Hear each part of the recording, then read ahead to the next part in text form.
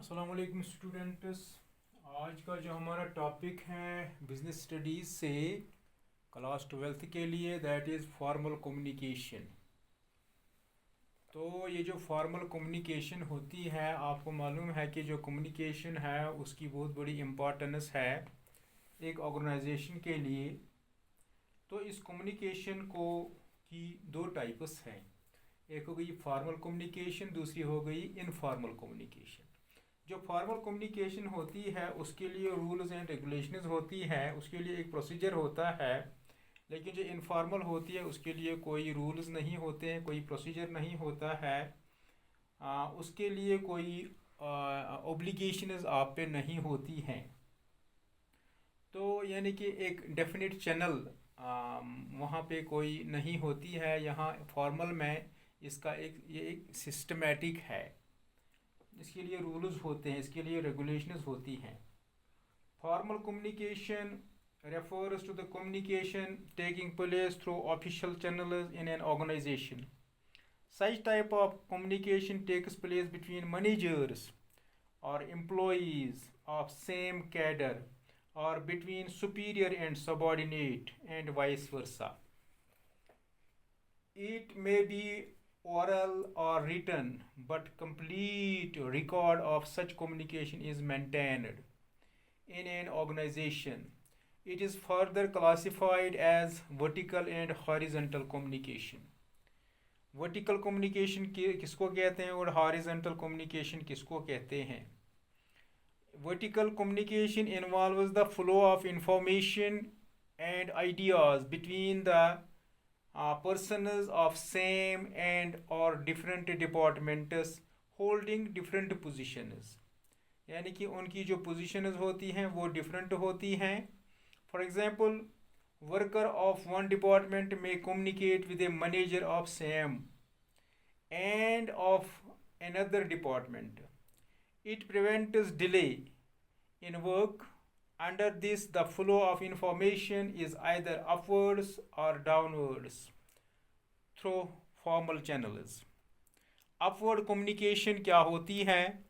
Flow of upward flows from upward from the subordinates to superiors in the form of suggestions, opinions, grievances, reports, applications for grant of leave, etc.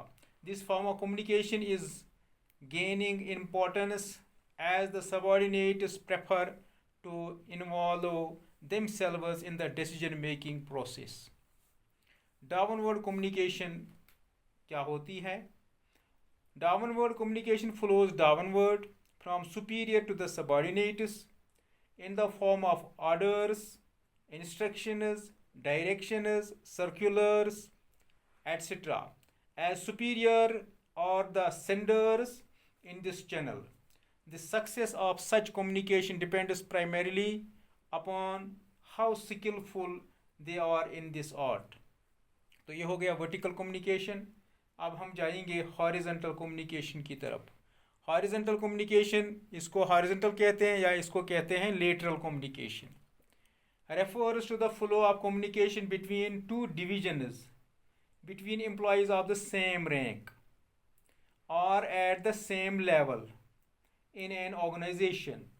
For example, a production manager can contact sales manager about delivery of goods, quantity of goods, etc. Communication network is the pattern among the members of an organization through which the communication flows in an organization. It depends on the nature, channel of communication, and number of persons involved. The different types of communication networks operating in formal organization are discussed. तो इसका जो पहला है formal communication में जो network इसका है, इसका पहला आता है इसके नेटवर्क में, that is single chain. Single chain means यानी कि it facilitates flow of communication from a superior to a subordinate. superior सीधा सीधा जो उसका सबॉर्डिनेट होता है उसके साथ वो कम्युनिकेट करता है. और इसकी अलग अलग लेवल्स, जो अलग अलग लेवल्स इस ऑर्गेनाइजेशन में होती हैं, या इस डिपार्टमेंट में होती हैं तो फिर निचली लेवल तक वो यानी कि सिंगल चेन ही के ज़रिए से वो कम्युनिकेशन हो जाती है. Different levels in an organisation through single chain. तो दूसरा है व्हील. व्हील का मतलब है in wheel network the superior acts as a hub of the wheel and all subordinates under him communicate only through him and are not allowed to talk among themselves. वो आपस में बात नहीं कर सकते हैं, वो आपस में बात कर सकते हैं, वो आपस में कम्युनिकेट कर सकते हैं बट थ्रू सुपीरियर. तो उसके बाद हो गया तीसरा, that is cluster. Under circular network, नहीं सर्कुलर है ये, सर्कुलर नेटवर्क जो होता है, the flow of communication is very slow and it also moves in a circle. In this network each person can easily communicate with his adjoining persons. जो उसके साथ में होता है उसके साथ वो आराम से कम्युनिकेट कर सकता है. चौथा है that is free flow. Free flow means नाम ही सजेस्ट करता है. This network provides a fast flow of communication and allow each person to communicate with all others freely. यानी कि कोई भी किसी के साथ वो communication कर सकता है.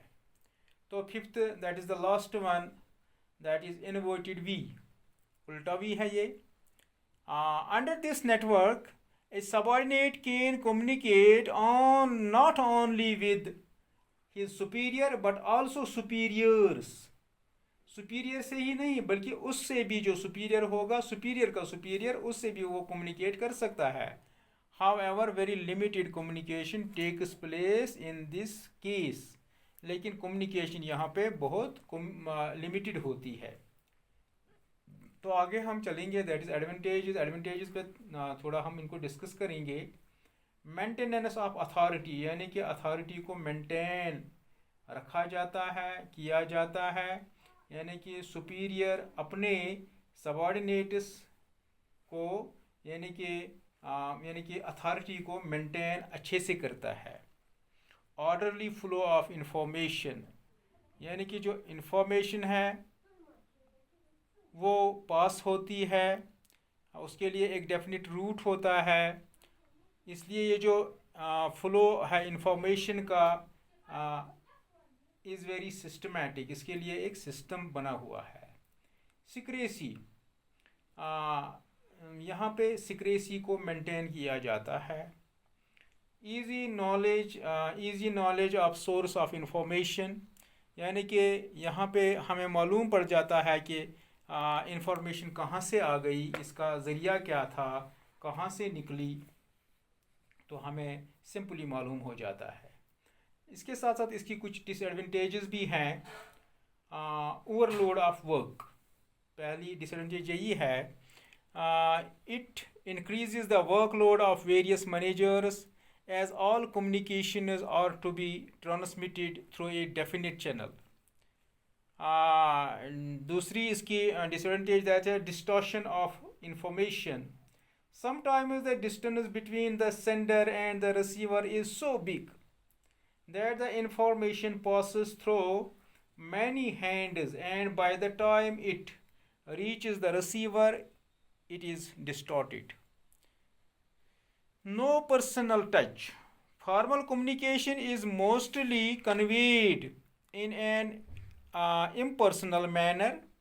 Personal warmth and involvement may be lacking. तो ये हमारा आज का टॉपिक था. इंशाल्लाह कल फिर मिलेंगे. थैंक्स.